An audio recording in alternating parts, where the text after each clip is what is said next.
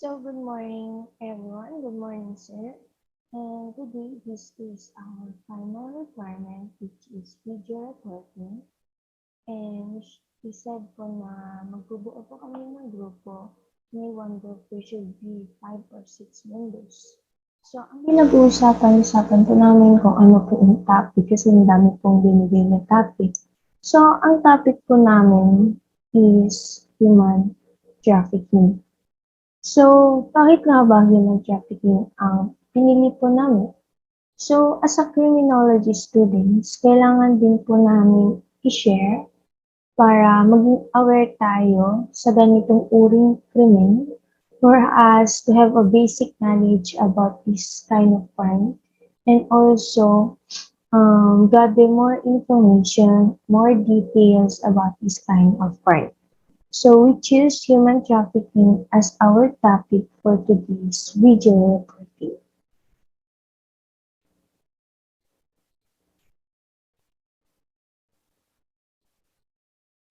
Human trafficking. What if somebody came into your life and guaranteed a better lifestyle, but instead you slave into human trafficking? What is human trafficking? So I hope you watch this video and listen carefully because after discussing this kind of topic, may quiz po tayo na 1 to 10 items lang po. Based po dito sa picture na to, it's also related sa aming topic which is human trafficking. Now saan this picture shows na pinali yung kamay niya, tapos po ilagyan po ng tape or something dito sa bibig niya para hindi siya makasigaw, para hindi siya mag-ingay. And also, nakikita natin sa facial expression ng babae na kailangan niya ng tulong. Kailangan niya ng help natin. Lahat tayo. So, this is kind of crime na kung saan kailangan natin malaman ang mga bawat kasuluk-sulukan na information about this human trafficking para in case na may matulungan tayong tao na nangangailangan ng tulong. So, next please. So, let's talk about human trafficking. Human trafficking is also known as modern slavery or trafficking. It is a crime that involves the exploitation for a person.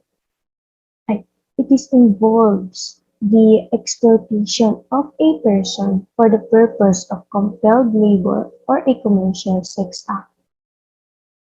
It is a group of crimes involving the exploitation of men, women, and children for financial gain, which is a violation of fundamental human rights. So, itong human trafficking, yung group of crime involving the exploitation, it is the generic term or the general term of human trafficking, which means na binubuo siya ng iba't ibang krimen na kung saan dapat yung krimen is involving the exploitation of men, women, and children for financial gain. That's the time na pwede na natin ipasok or pwede nang mapasok sa kasong human trafficking. And also, when we say exploitation of a person, the purpose of compelled labor or commercial sex act, or exploitation of men, women, and children for financial gain. So which means, yung exploitation, you are treating someone unfair or unequal na kung saan hindi pantay yung pagtingin mo dun sa isang tao or dinidisregard mo yung right niya bilang isang tao.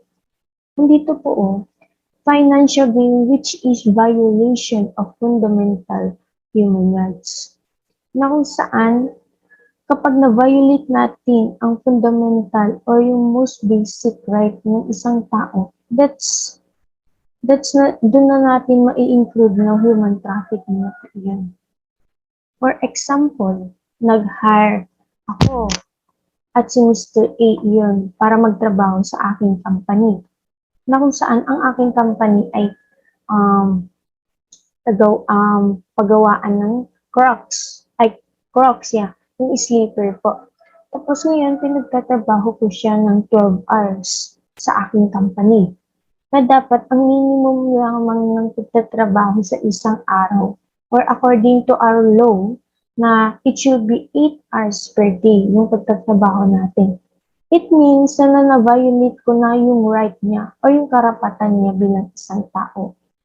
Kada isang araw niya, nagtatrabaho siya ng 12 oras tapos yung trabaho niya is sobrang hirap na hindi normal na hindi kaya ng isang tao. Na yung parang yung normal na ginagawa talaga ng isang tao na kung saan may break time sila. Hindi ganun.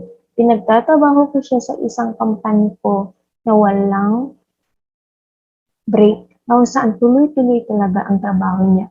At tapos sinasahuran ko lamang siya ng 250 per day. See? Bina-violate ko na yung rights ni Mr. A. Dun pa lamang sa kanyang oras.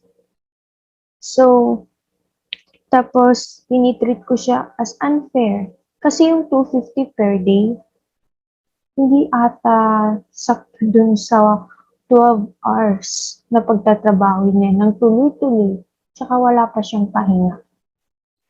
Tapos, tinatakot mo yung trabahador mo para magstay siya sa company mo or blackmail. Blackmailing, kung saan binablockmail mo yung mga related families niya, friends, para lang mag-stay sa company mo. See, pumapasok na siya dito sa ating crime na kung saan binubuo siya ng iba't ibang krimen. And also, binaviolate natin ang rights ng isang tao para lang sa trabaho, para lang magtrabaho sa company. So, yun po. And also addition that human trafficking is the third largest international crimes in our country. It is the third largest international crimes in our country and hindi lang pala sa country natin which is Philippines, pero sa buong mundo. It is the third largest international crimes and over 1 million people traffic annually. See? Dami. So, it is a big advantage for us na i-share ko sa inyo to para malaman po natin. Saka malaman po din natin kung paano natin maiiwasan ang mga ganitong krimen. So, next po.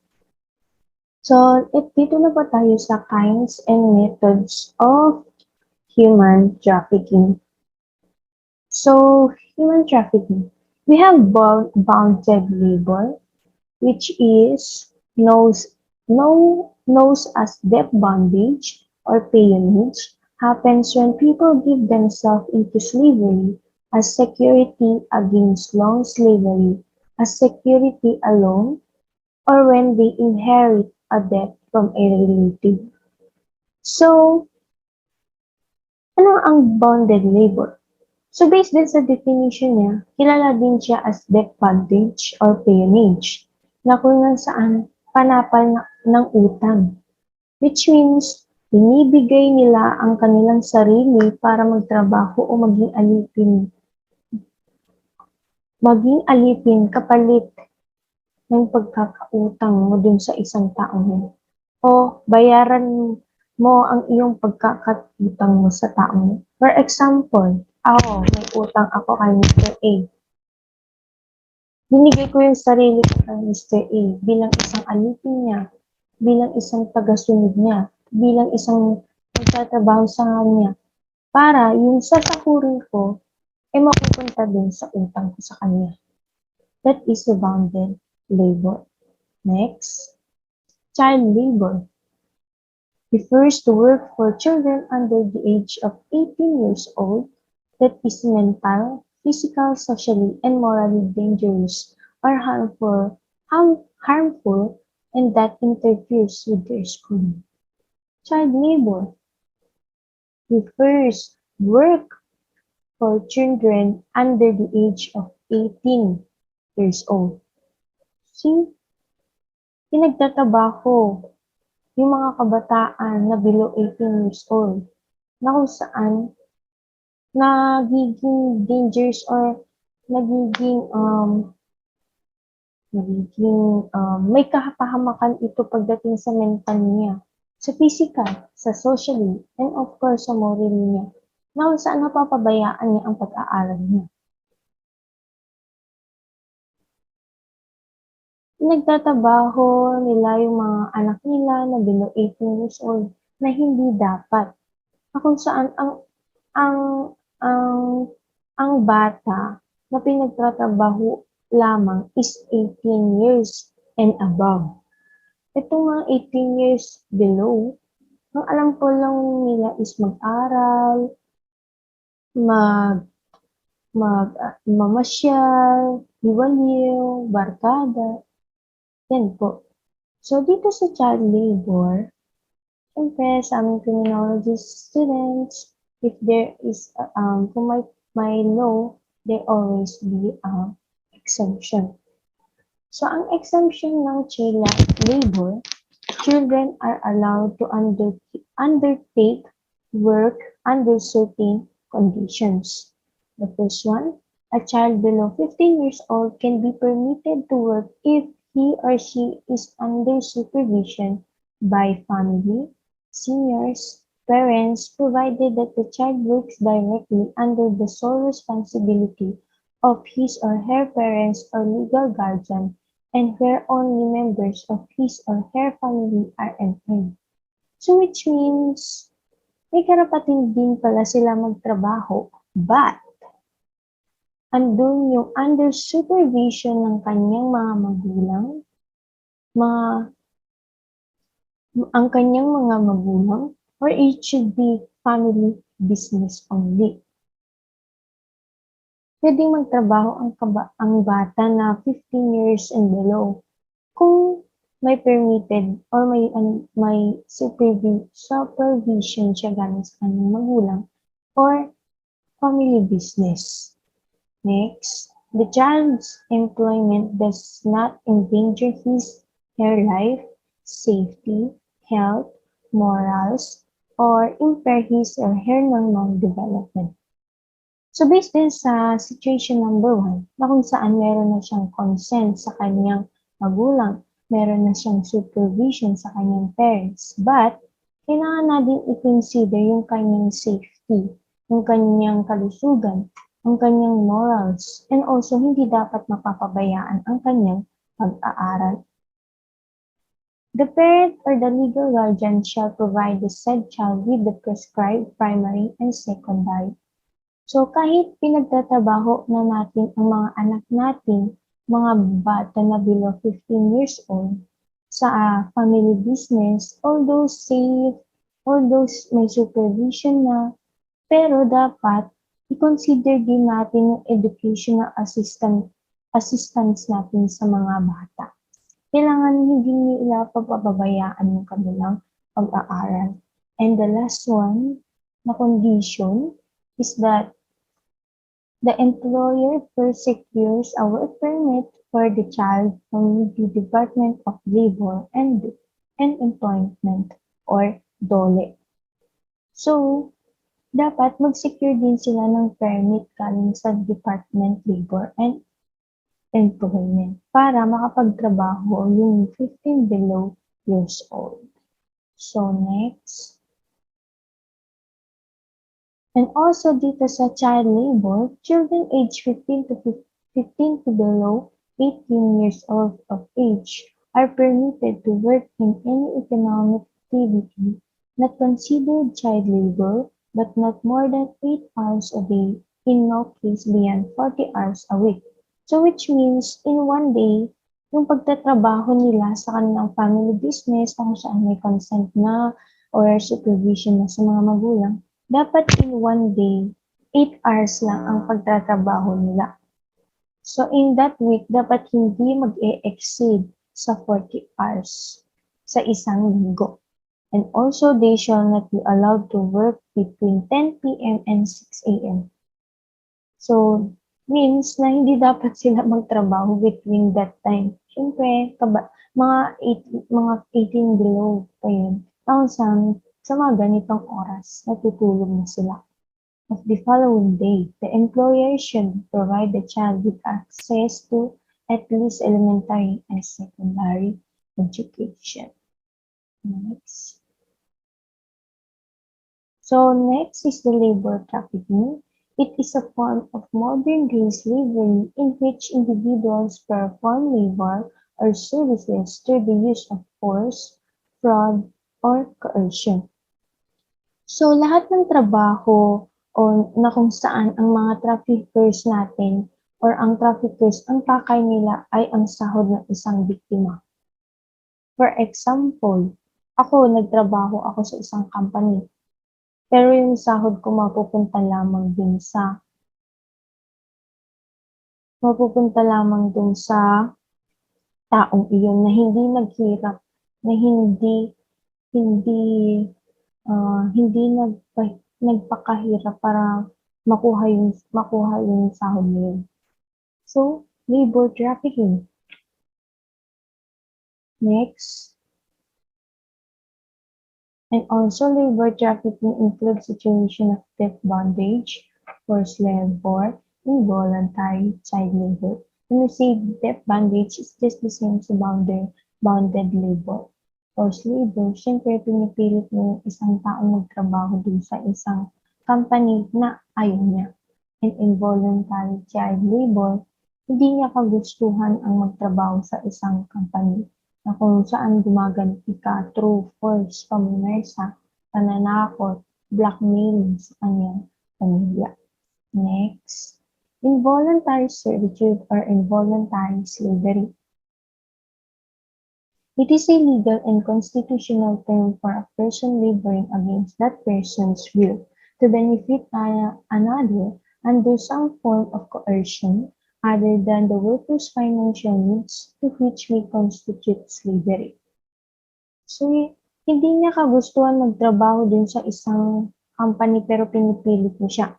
Pero once na ayaw niya, dun mo na ginagamit ang force, coercion, blackmailing, threat, para lang magtrabaho sa company mo.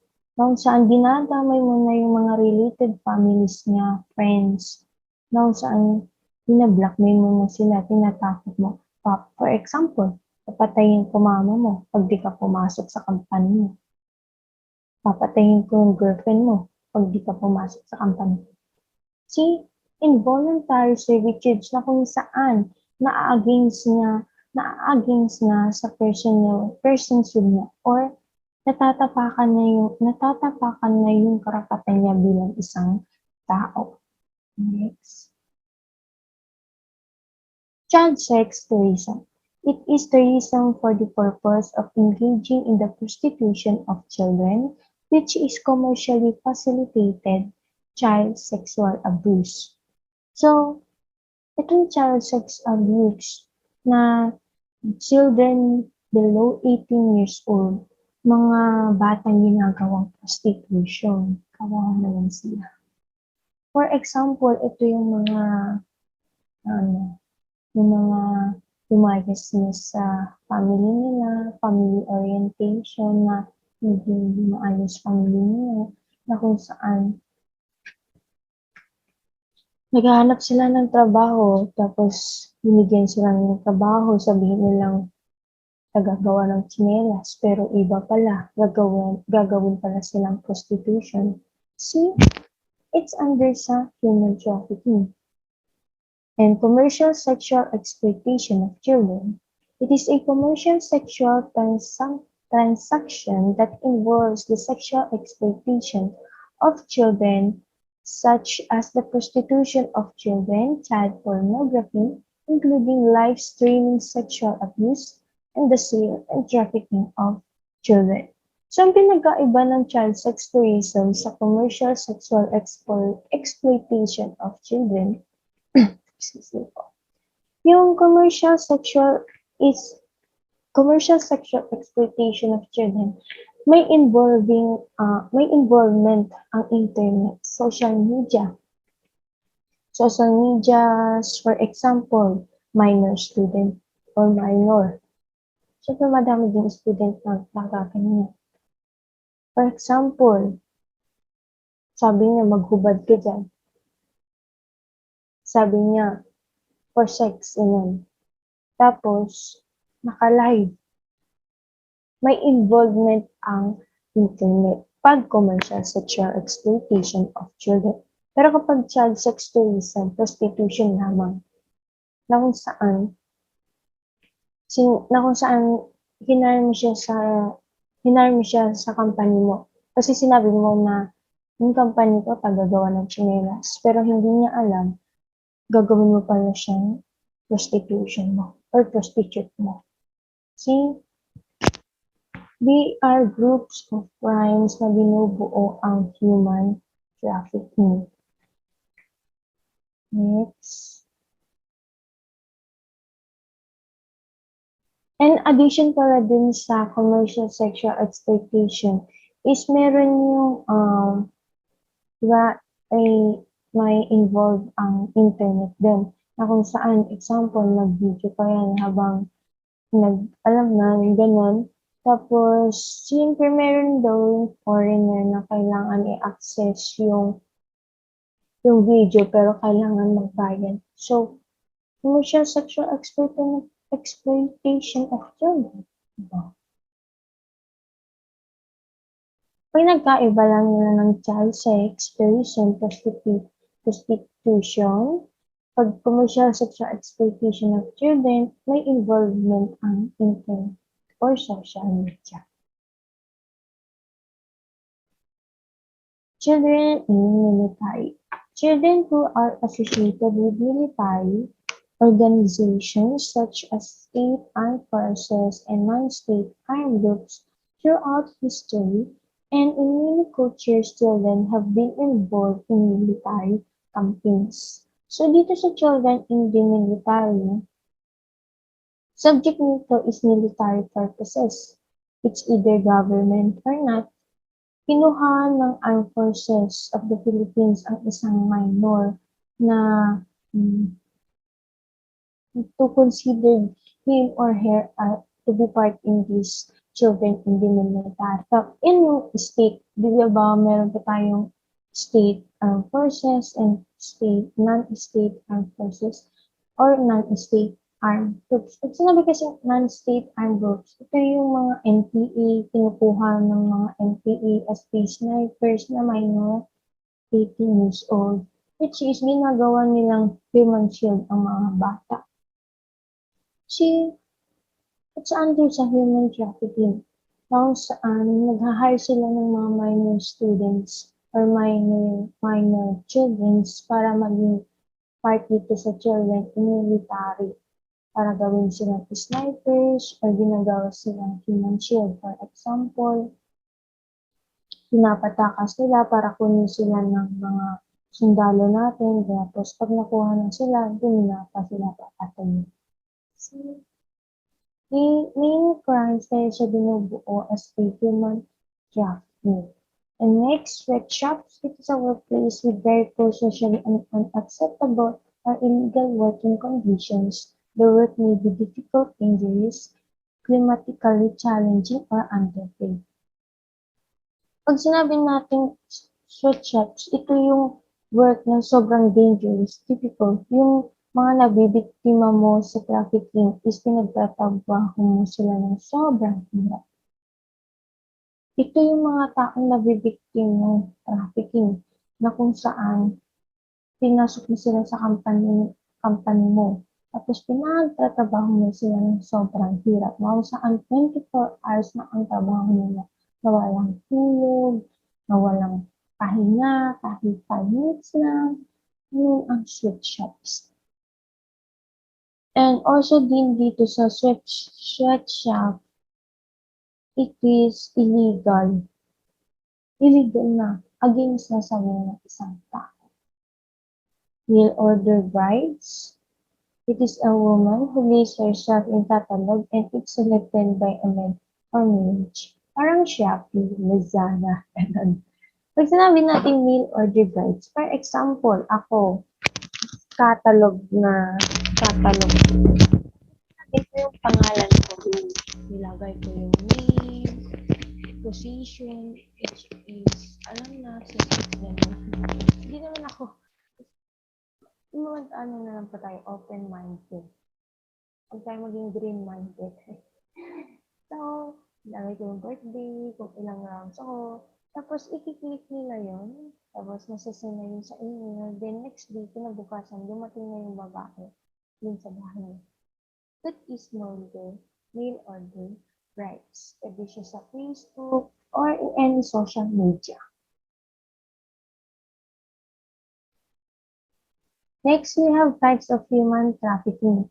Domestic human trafficking is the trafficking of persons that occurs within the borders of the United States. Foreign human trafficking is a human trafficking that takes place within the borders of a country not including the United States. International human trafficking is a trafficking of persons across multiple countries' borders. So, simple, kapag domestic human trafficking, parang kapag domestic human trafficking, sa UN lang siya or sa United States lamang siya nakafocus. Pag foreign human trafficking naman, in any borders country except hindi kasali ang United States. Kapag international naman, across multiple countries' borders. History of human trafficking in Rome. The timeline of human trafficking is long. For as long as humans have existed, human trafficking has existed. It occurs in every corner of the world, and thanks to the internet, the issue is no longer contained by physical boundaries. Human trafficking is commonly referred to as modern-day slavery, while the words slavery and human trafficking are frequently used interchangeably. Slavery has a more general definition. The United Nations Office on Drugs and Crime, or UNODC, defines human trafficking as the act of gathering, moving, receiving, and keeping human beings by threat, force, coercion, or deception of exploitative purposes.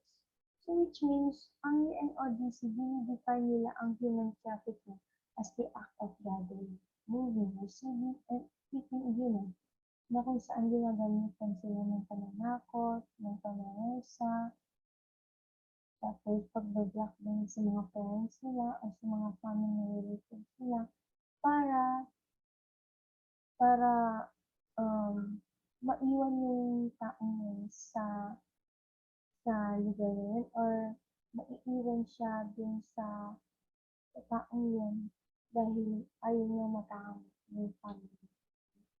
For much of human history across cultures and continents, slavery was legal, regulated, and common. It was often perpetrated by one people group onto another. However, in the 19th and 20th centuries, an international movement began to abolish slavery in all its forms. Our understanding of and fight against human trafficking have grown out of these movements. Slavery is no longer legal anywhere in the world, but human trafficking still occurs in every country. Here's a brief history of human trafficking, including a timeline of events in the United States and internationally that have shaped our understanding of human trafficking and the fight against it. During the 16th century, owning African slaves was a legal and governmentally condoned practice. It wasn't until 1807 that Britain first outlawed slavery. The United States followed in 1820, nearly 40 years before the American Civil War. Despite the laws outlawing slavery, the laws reported transatlantic slave voyage arrived in the Americas in 1860s. The Chinese began arriving in the United States in significant numbers in the mid-80s. They were drawn to the United States by the promise of lucrative jobs associated with the California gold rush and construction of the Central Pacific Railroad. As the number as the number of Chinese immigrants grew, they become the targets of racial hatred and violence because of perceived economic threat. At the same time, concern spread over the practice of coolie labor.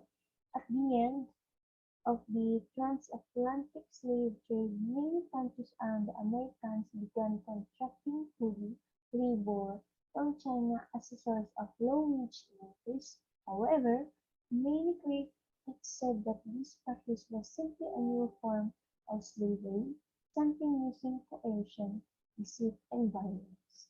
So it's just the same dun sa example ko din about sa border labor, which means yung border labor is um, um, pinagtatrabaho mo yung border labor is example ko dun is yung may utang ka sa isang tao na kung saan hindi mo siya kaya bayaran kaya pumasok ka dun sa ba sa sa bahay nila or pumasok ka dun sa taong yun para maging alipin ka niya as kapalit ng utang mo sa kanya. Or also known is the labor trafficking na kung saan ipipilit ka sa isang trabaho na against sa will mo. There are a variety of ways you can get involved in the fight to make human trafficking history. As a first step, we suggest you take Traffic Watch, our free online course full of facts, stories, and action steps. Take your next step to become abolitionist now. Voyaging through the unruly swells and pirates in the Indian Ocean. Children were originally sexually exploited in the Philippines after being shipped to the country as slaves from Africa in the 16th century. Although years later today, Filipino children can be ordered online for sexual services, and if they are not being abused, some children as young as 15 years old are now becoming slaves. Barnett, a senior rescue surgeon in the Philippines, says that the face of human trafficking is continuously changing but remains alive as ever. History of human trafficking. Foreign, located as an archipelago in Southeast Asia, the Philippines is home to more than 108 million people across its 7,000 islands. Human trafficking curses the country partly because it is a riddle with the poverty. About 18 million lived below the poverty line in 2018, according to the anti-poverty financial institution, Asian Development Bank. Many poor people are farmers in rural areas, but a portion lives in slums in the cities, like the capital, Manila. History of human trafficking, Philippines. Between 60,000 to 100,000 children, typically poor girls aged 14 to 17, are trafficked each year through migration or within the country. According to a report in 2016 by Global Anti-Child Exploitation Network ECPAT International, the Philippines has become a poster child for human trafficking globally, but how did the crisis spout grow and become a towering issue in the country? In the 16th century, Spain colonized the Philippines after a Spanish explorer discovered the island nation, resting his galleon bilge on its shore. Global slaves trading was trending at the point in history, a phenomenon leading to one of the earliest record of trafficking in the Philippines, called the Indian Ocean Slave Trade. A portion of between 10 to 11 million Africans were shipped to Southeast Asia between 650 to 1,900, according to a report last year by the online research institution International Institute for the Asian Study. Tens of thousands of slaves were potentially dumped into the Philippines.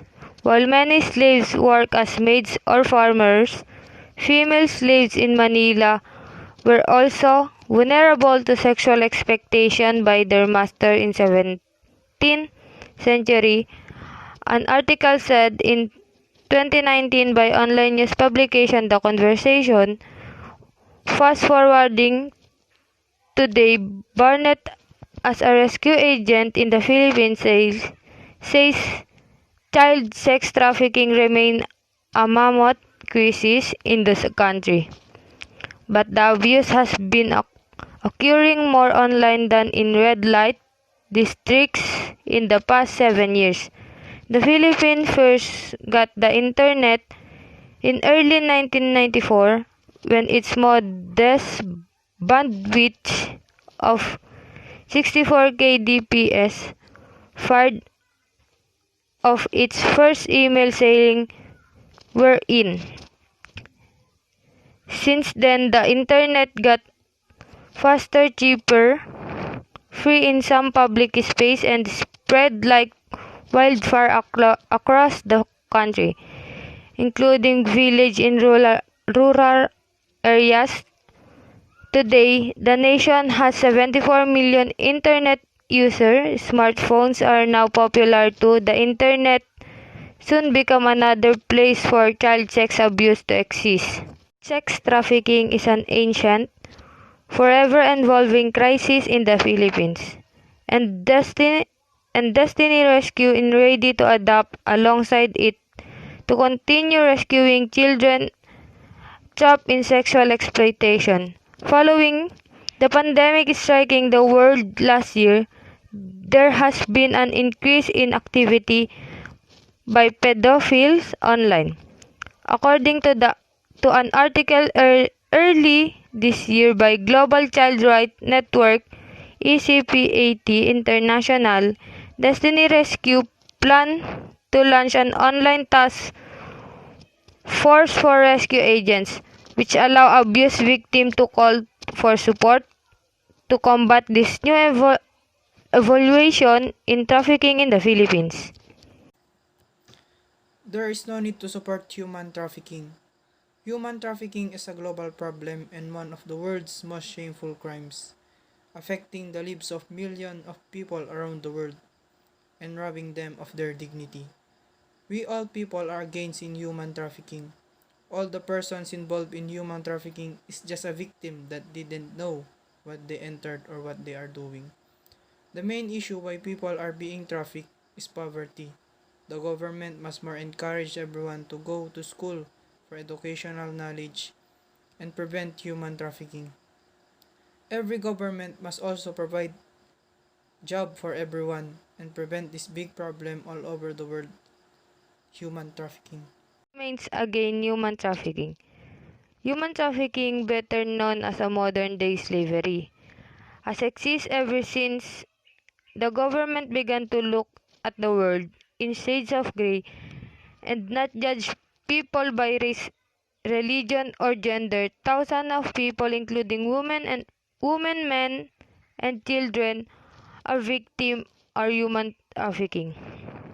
And the question in the minds of people everywhere are what exactly is taking place, why it is taking place, and how is it taking place, and also who are the main targets and what can we do to help them. So next is trending news. So we have here for foreign and local. So for foreign, the world of trafficking children and modern the servitude, trafficking, exploitation, whatever name you want to call it, increasing numbers of vulnerable people. Many of them are children, and they are being brought into England and Wales, often having been fed lies about employment, education, and an elevated start of living. So here, increasing numbers of vulnerable people, meaning there are lots of victims of human trafficking, especially in foreign countries. Many of them are children. So these children, they are being brought into England, wherein they are being taught or they are being fed lies that pinapangakuan sila or false promises, that is what we call it, na kung saan sila ay maganda silang future sa Espanyol, sila ng education, employment, and standard of living. So pinapangakuan madaming bagay, or in other words, they calling it sweet talks. So hanggang una lang pala yon. But in reality, hindi pala ganon yung magiging work nila or yung magiging future nila kapag nadala na sila sa foreign countries. Next. So what they face instead is an unrelenting and apparently inescapable the cycle of being used and abused for the money, for sex, for household drudgery, for errands that flirt with criminality until they become a full-time, albeit unofficial and low-paid jobs. So, just like what I said, false promises. So, pinapangakuan sila na may maganda silang magiging trabaho, future, it elevates their standard of living pag nasa ibang bansa na sila. But, hindi pala ganun yung mangyayari sa kanila. So, the cycle, na pinangako sa kanila, mababaliktad yon. So, ang mangyayari, they are being abused, they are being used na kung saan gagamitin sila for money, but it doesn't benefit them. Otherwise, it benefits the traffickers, yung mga nag-alok sa kanila ng trabaho yon. So ang pinapatrabaho sa kanila is for sex, household drudgery, for errands, ganyan, for them to inquire or acquire money. So they do it, they flirt, mga ganyan, parang ano sila sa mga tao para bigyan sila ng pera, and until they become full-time. So half time lang muna sila until syempre nagkakaroon sila ng madaming pera dito. Then the traffickers, it may lead to parang abuse, tatakutin sila na kapag hindi mo ginawa to, magiging papatayin kita, ganyan. Kaya naman, yung dating oras lang nila na, or time limit lang, may limit dati, ngayon, nagiging full-time na. But they are low paid. Hindi sila nasasahuran ng tama kasi all of the money that they are inquiring ay napupunta sa traffickers. Next. The latest Home Office figures indicate that in the first 3 months of 2022, nearly 4,000 potential victims of modern slavery were identified, and more than a third of those said they had been exploited when they were children. The young victims come from all over the world, like Albania, Eritrea, and Nigeria, among other countries. So it states here that as of 2022, as the first 3 months ng 2022, there are nearly 4,000 na victims ng modern day slavery or the human trafficking. And it states here that more than a third of those said they had been exploited when they were children. So mga bata pa lang sila, they've been exploited na. Pinapadala na sila into different countries. They've been victims of trafficking na. Simula nung bata pa lang sila. The young victims come from all over the world. So iba't ibang country sila nanggagaling. Iba't ibang country nanggagaling yung mga bata na in-exploit nila into different countries also to gain. So the traffickers would gain money from them.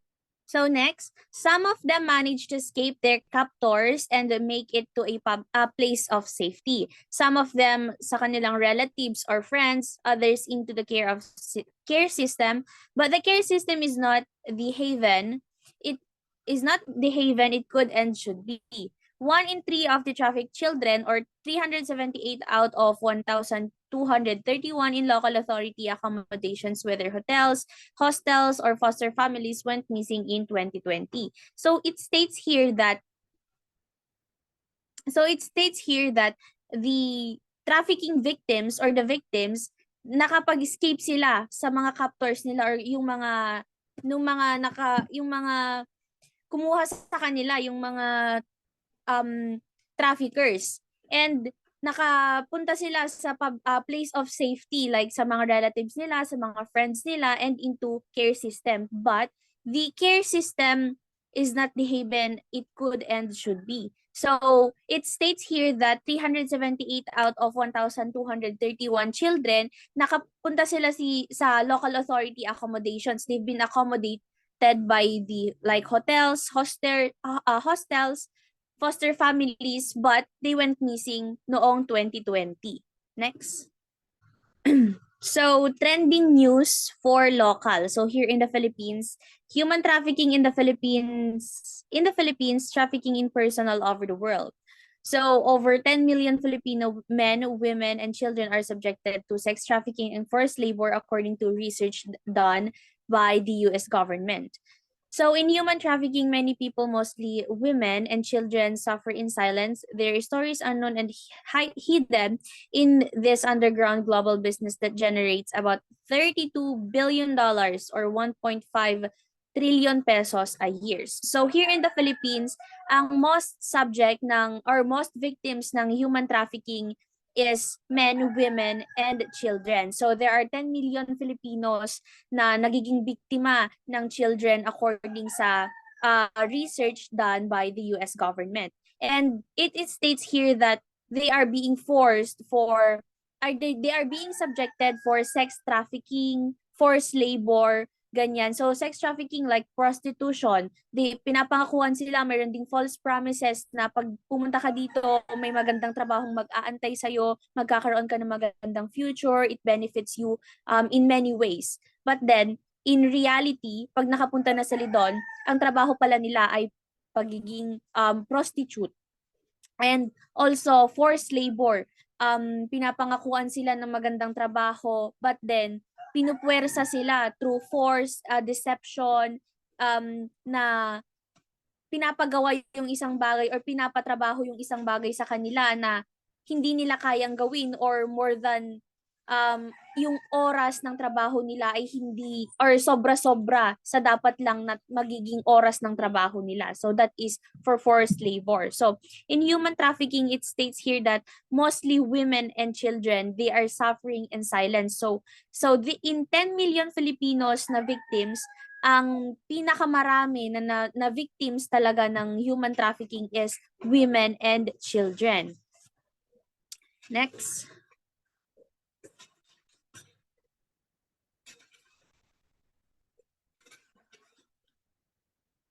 Next. Wait lang, ayaw mapindot.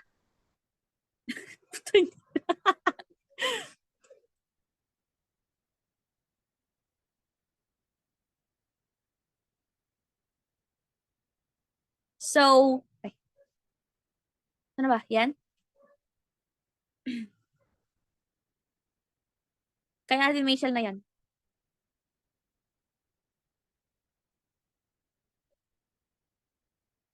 Ano yung susunod?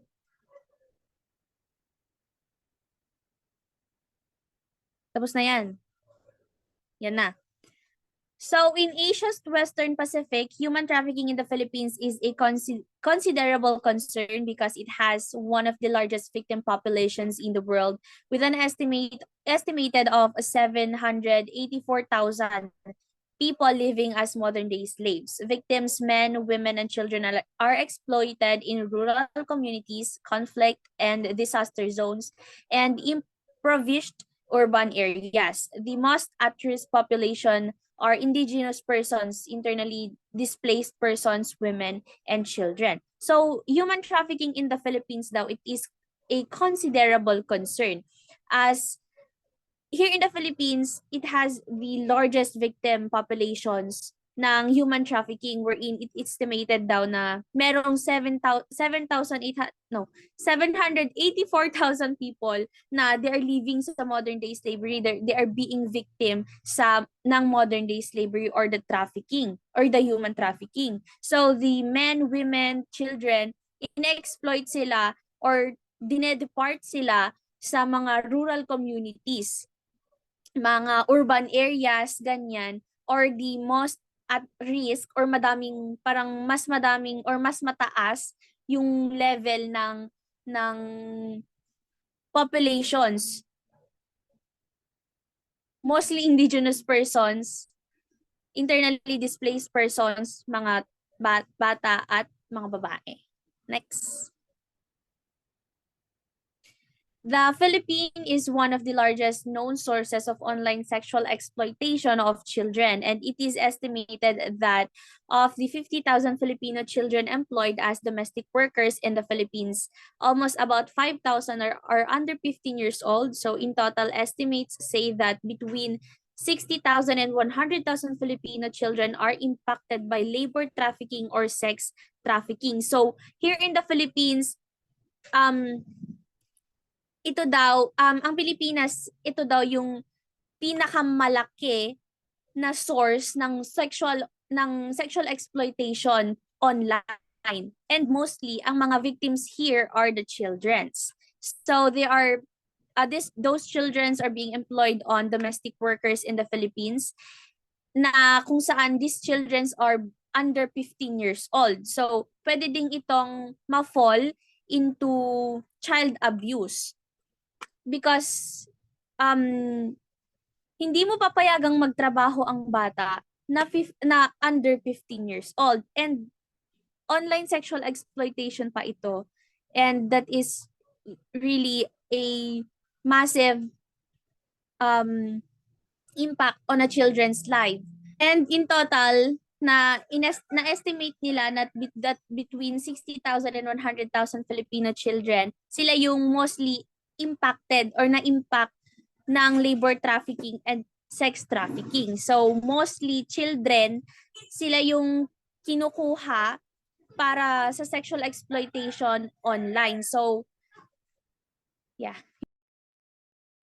Statistics foreign, human trafficking is the second largest criminal enterprise in the world after the narcotics. In Asia and Western Pacific, human trafficking in the Philippines is the one considerable concern. It has one of the largest victim population in the world, with an estimated 784,000 people living as the modern day slaves.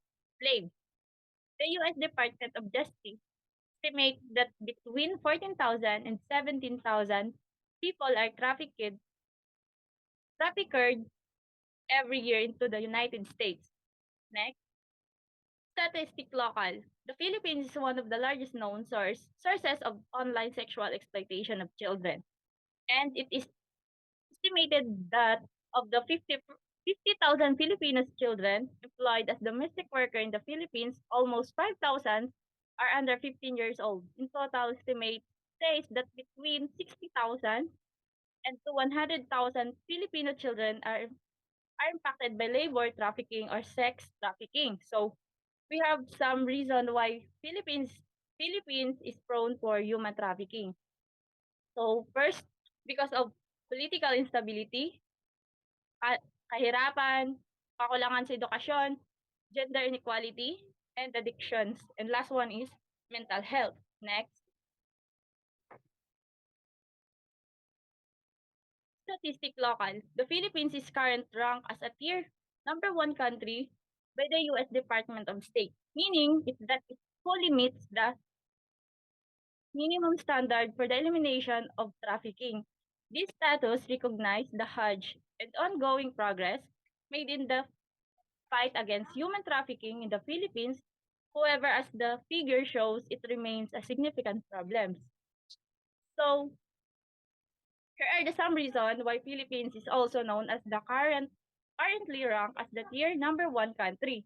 So because of the poverty, lack of jobs, internal and external immigration, cultural norms that uphold prioritizing families over one's own well-being. According to the study of the Torrey Homes 2013, OSEX is made more convenient by the country's high internet access and English proficiency. The Philippines is being targeted to meet the increasing demand because of the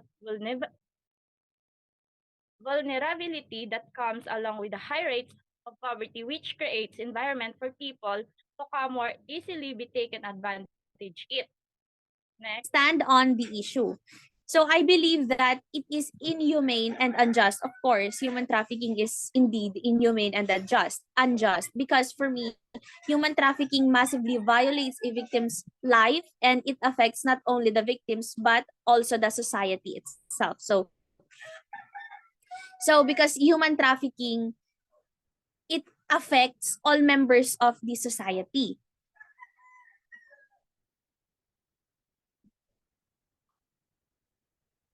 Wait lang. Pakat dyan. So human trafficking, it has a huge impact on everyone's lives because, human trafficking, it massively impact the victims' lives and also the society. When I say also the society, because the society has a major contribution on human trafficking. From the traffic victim, sa relatives ng traffic victim, sa friends niya, especially sa family niya, and also the traffickers, and lastly, the society itself. An example of this is when we buy a product na galing sa forced labor. So, when we say forced labor kasi, pinagtatrabaho yung tao ng persahan na yung trabaho ay hindi niya kaya, pero pinapagawa pa rin sa kanya, pero hindi sapat yung binabayad sa kanya. So, that is an example of human trafficking. So, how it contributes, or how we contribute doon is that when we buy a product, that na yung product na yon is galing or gawa ng tao na produkto ng forced labor. So that is when we contribute that is when we contribute sa human trafficking kapag bumibili tayo ng produkto na galing sa forced labor. And kanina sabi ko, it also affects not just the victim but also the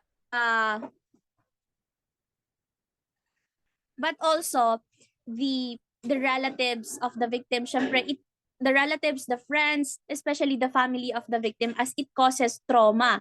Nagkakaroon sila ng trauma, and dahil doon, pwede silang magkaroon ng anxieties, depression, and it may also give them parang it lowers also their confidence na they can't stand it day by day, seeing that one of the member ng kanilang pamilya, it experiences that kind of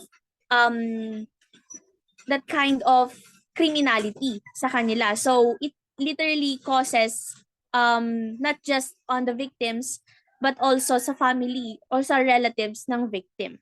And yun lang po.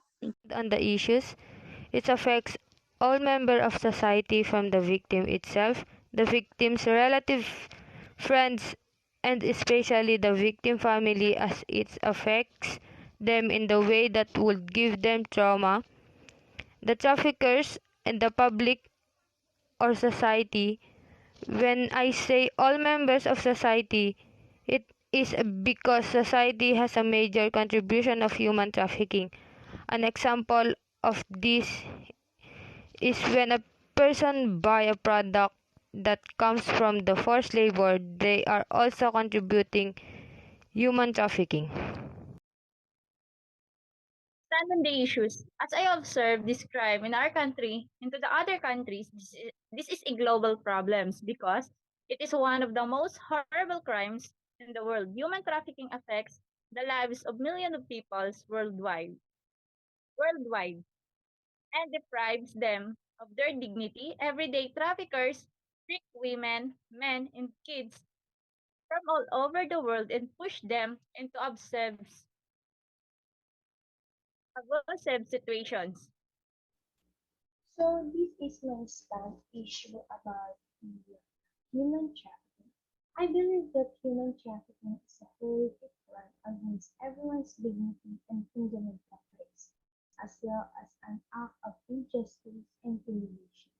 Millions of people fall prey to human trafficking every day as they are tricked and coerced, coerced into abusive conditions. Although trafficking is a intricate and filthy sin, there are things we can do to address these atrocities.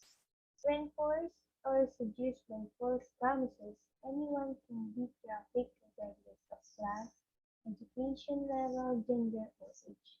Obtain more information of human trafficking.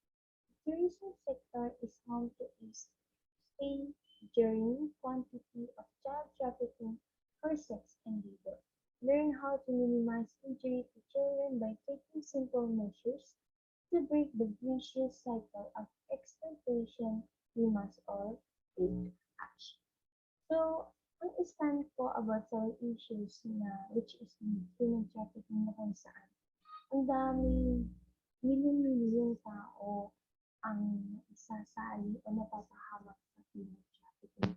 And I think it's time for us a young people, a citizen na start having this kind of problem to solve. Kung saan kailangan natin, kailangan na natin resolbahin ang mga problemang ito para hindi na mas lalong dadami ang mga kababaihan, kabataan, kalalakihan na maaaring madamay of human trafficking.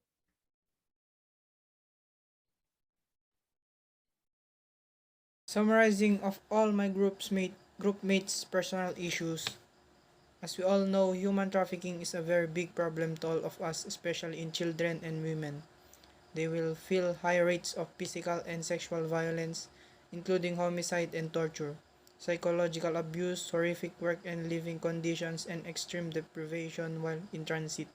So we must fight against this human trafficking issue. We must stand not only for ourselves but also for everyone. We must help each other and unite. Together we imagine a circle of compassion with no one standing outside of it. Stand on the issues. My issue with human trafficking is there are so many victims, especially those poor who are easily get victimized because they badly want work. Some victims want to leave behind poverty, conflict, and climate-related disasters to escape deeply entrenched gender inequalities, including gender-based and sexual violence and lack of access to livelihoods and resources. They pursue work or educational opportunities and the possibility of a better life for themselves and their families. Human trafficking is a victimless crime because the victim is the society as a whole, families, and the public at large. And on religions. Jehovah Witnesses. Various individuals, courts, and the media around the world have raised concerns about the manner in which cases of child sexual abuse are handled when they occur in congregations of Jehovah's Witnesses. An independent 2009 study in Norway was critical of how Jehovah's Witnesses dealt with cases of child sexual abuse, but stated there is no indication that the rate of sexual abuse among Jehovah's Witnesses is higher than found in general society. The organization officially abhors child sexual abuse and states the incidence of this crime among Jehovah's Witnesses is rare. Hindu Vedas. According to the Hindu Vedas, one should never commit violence against another living being, as all beings have an inherently divine nature. Hinduism exalts the value of human life and therefore stresses that the abuse, torture, or exploitation of children is not only prohibited but abhorred. Both Christians' beliefs and Islamic law denounce human trafficking. Christian beliefs actually condemn human trafficking, since it violates sexual morality and human dignity. Christians have been active in combating human trafficking. The elimination of human trafficking is a priority issue of the Catholic Church. We can turn to the Church's most recent papal leaders for guidance. Pope John Paul II, Pope Benedict XVI, and Pope Francis have each publicly decried trafficking in persons, calling for its eradication and for the protection of survivors. In the world we live in, one individual has jurisdiction over another. Human trafficking is the worst moral problem the world is currently facing, as seen by the injustice trade in human beings that occurs in today's world. It refers to the unlawful trade of human beings for sexual exploitation, coerced labor, or kidnapping. The main contributor to modern slavery is poverty, which is clearly linked to illiteracy, which increases unemployment and encourages incidents of human trafficking. One of those heinous crimes, human trafficking, is widely regarded as the main reason why women make up the majority of HIV or AIDS carriers. Many girls and kids don't realize the danger involved in choosing to sell their bodies on purpose. Since no country is immune from the effects of this crime, it is the responsibility of our government to launch public awareness campaigns on the subject.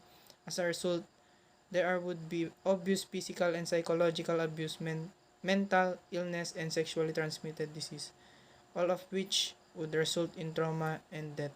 As a youth, as citizens learn how to recognize traffickers' recruitment tactics, how to safely navigate out of suspicious or uncomfortable situations, and how to reach out for help at any time and support anti-trafficking efforts in our community. Host an awareness raising event to watch and discuss films about human trafficking. For example, learn how to modern slavery exists today, watch an investigative documentary about sex trafficking, or discover how forced labor can affect global food supply chains. Alternatively, contact your local library and request assistance in locating an appropriate book as well as hosting the event. Let's together to stop the human trafficking.